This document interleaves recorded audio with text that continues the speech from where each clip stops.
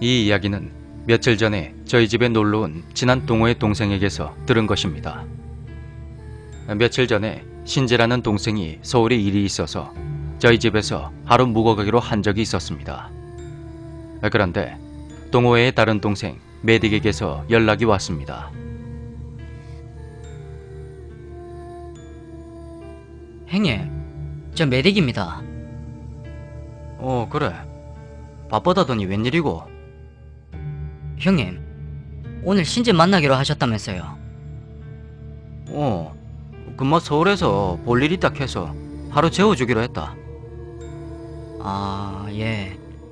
제가 예전에 신재한테 도움받은 것도 있고 형님 얼굴도 볼 겸 제가 술이랑 안주 사들고 가겠습니다.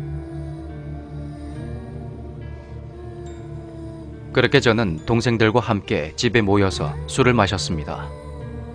메딕이 직접 만들어준 안주로 술잔을 기울이다가 문득 메딕이 일본에 갔을 때의 이야기를 꺼냈습니다.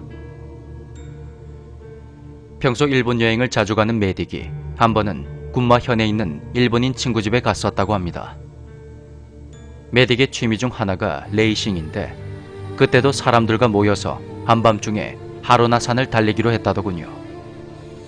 하지만 눈이 많이 와서 차가 다닐 수 있도록 도로만 겨우 제설이 되어 있던 상태라 조금 위험해 보였다고 합니다.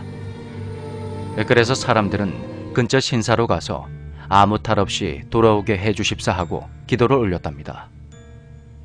그런데 사실 일본인들은 축제가 있지 않고서야 밤에는 절대로 신사에 가지 않는다고 합니다.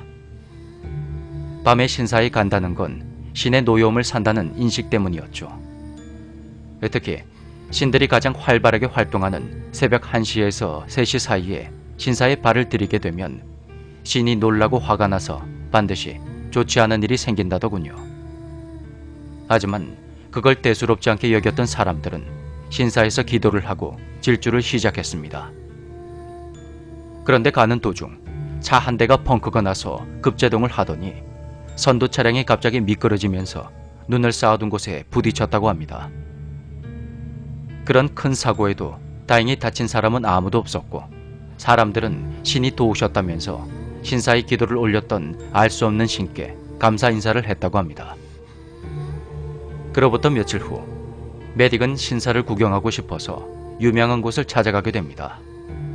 그런데 신사 입구에서 방문객을 맞이하던 무녀가 갑자기 고개를 휙 돌려서 메딕을 노려보더니 들어오지 못하게 했다는 것입니다.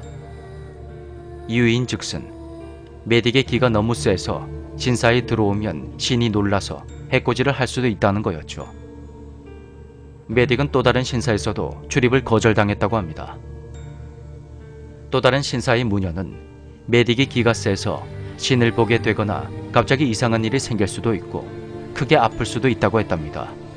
그러니 그걸 모두 감당할 자신이 있으면 들어오라고 했다더군요. 하지만 정작 본인은 자신의 기가 그렇게 센 편인지 전혀 몰랐었다고 합니다. 무녀의 말대로 기가 센 동생이 그날 밤 신사에 들어가서 레이싱 도중에 사고가 났던 걸까요? 그리고 휴가철을 맞아 일본 여행을 계획하시는 분들은 부디 밤중에 신사에 가는 걸 조심하시기 바랍니다.